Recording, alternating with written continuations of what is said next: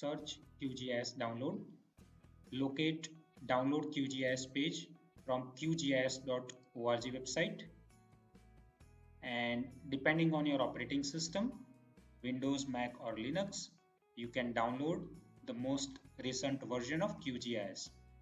As on October 2022, QGIS 3.26 is available. I am downloading most stable version, which is QGIS 3.22 for my Windows system.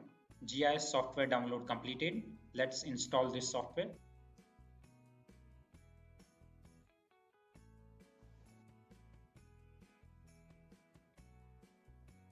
Setup completed. Start QGIS Desktop 3.22 software. This is QGIS software. Start your new project. Enjoy QGIS.